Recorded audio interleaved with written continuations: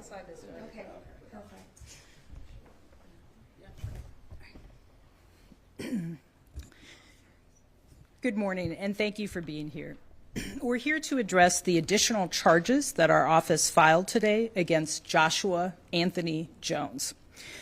Before talking about these charges, I want to express my condolences to the loved ones of Roland Littlelowell and Robert Brown, and to the other victims of Mr. Jones' actions. On September 18th, there were multiple reports of shootings around encampments in South Minneapolis. Thanks to collaboration between lead attorneys and MPD investigators, we can now dispel some confusion about what happened that day and identify Joshua Jones as solely responsible for all of this targeted gun violence. Mr. Jones shot 5 people in 3 different locations that day, with violence continuing from before 5 a.m. to after 7 p.m. In the first shooting that morning, he shot at 3 people. He killed Roland Littlelowell, he injured another person, and he shot at, but thankfully missed, a 3rd person. That afternoon, Jones shot and killed Robert Brown. And that evening, in his 3rd shooting of the day, Jones shot and injured a 5th person.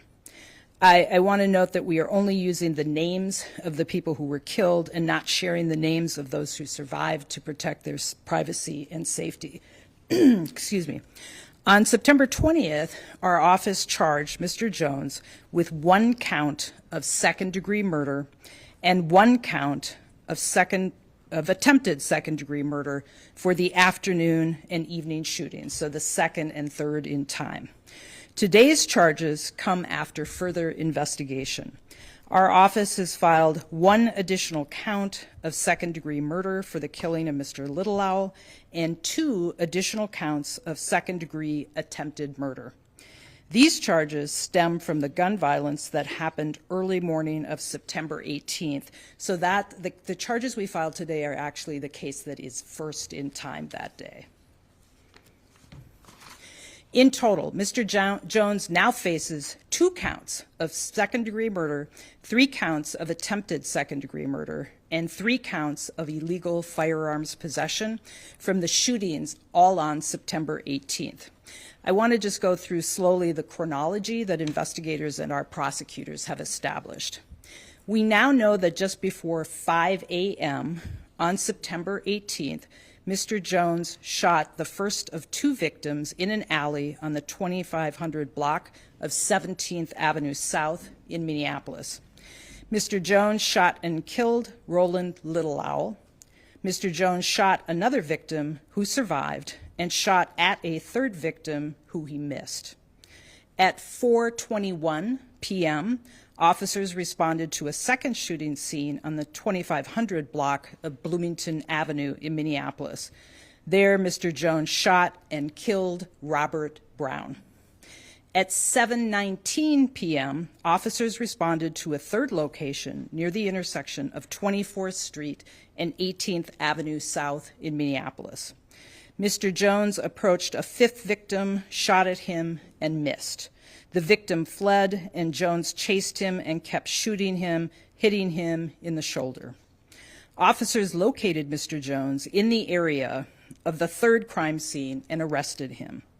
Today, our office filed 1 additional count of second-degree murder for the killing of Mr. Littlelowell and 2 additional counts of second-degree attempted murder. In total, Mr. Jones now faces 2 counts of second-degree murder, 3 counts of attempted second-degree murder, and 3 counts of illegal firearms possession for the 3 shootings that happened on September 18th. Additionally, Mr. Jones faces 1 count of second-degree assault for a shooting that happened on March 18th of this year near a light rail station in South Minneapolis. Our office filed this case on July 3rd after DNA evidence came back tying him to the gun that was used, and a warrant was issued for his arrest. This warrant was still active when Mr. Jones was arrested on September 18th. We believe that Mr. Jones represents a threat to our community's safety, and we will continue to argue for him to stay in custody. I know that right now, people who are unhoused and living in encampments must feel under attack. Already they are exposed to threats of violence, and these shootings can only decrease their sense of security. I want to make clear once again that the investigation has shown that while these attacks occurred at or near encampments, it does not appear that Mr. Jones was targeting the unhoused community. Everyone in our community deserves to feel and be safe. Questions?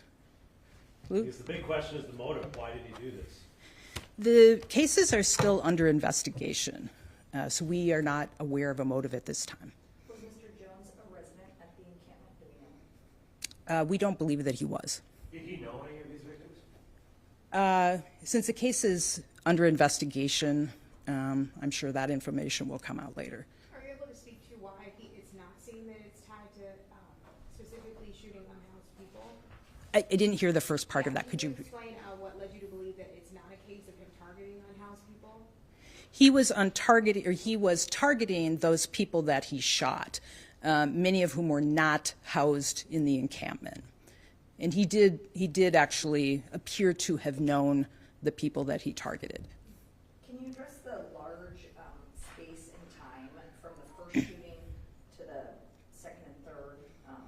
Why so much time passed and what was happening in those hours? And I know you're not police, but address it best you can.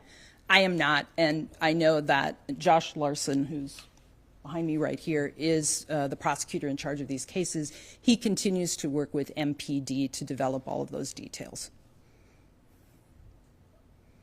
Can you clarify, were some of the victims residents of the encampment and some weren't, or how many were? Do we know this? I don't believe that most of them were. A lot of the neighbors in the days after the shooting had expressed concerns about safety in and around the encampment, especially considering the U.S. Supreme Court decision recently giving local authorities the authority to arrest and cite. If Minneapolis Police or the Hennepin County Sheriff's Office did choose to break up these encampments and arrest people in these unsafe encampments, would you support citing or charging individuals in those encampments? Well, first of all, being unhoused is not a crime.